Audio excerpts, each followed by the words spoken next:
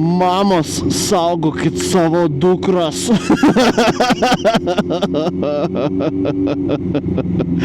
Nežinau, ar yra labiau cringe numerių rėmėlis.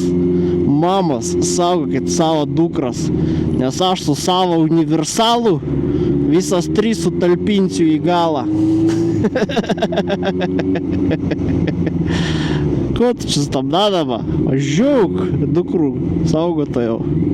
Nežinau, jeigu jūs neironiškai esate, aš sėdėjau ant tokį numerių rėmėlių.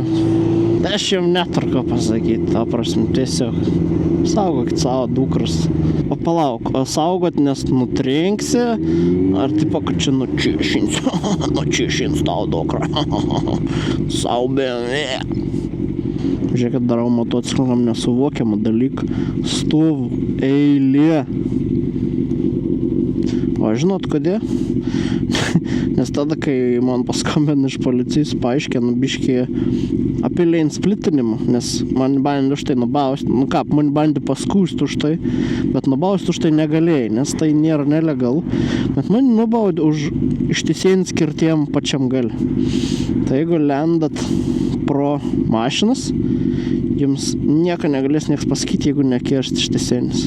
Jeigu ir punktyrinį linį gali daryti, ką nors. Jaut, kap kilst vies, reiškia lys. Tikrai ne iš debesų tų jaudų suprantu, kad lys. Bet šiaip, jeigu jums reikia oro prognozės, užžiūrėk, vieta jūsų reklamai. Kas nori telšius pasireklamauti šitą? Vieta jūsų reklamai. Skambinti šito telefono numeriu. O, turėsit pačią geriausią reklamą telšius. Gerai, ko aš sakiau, man biškai ADHD.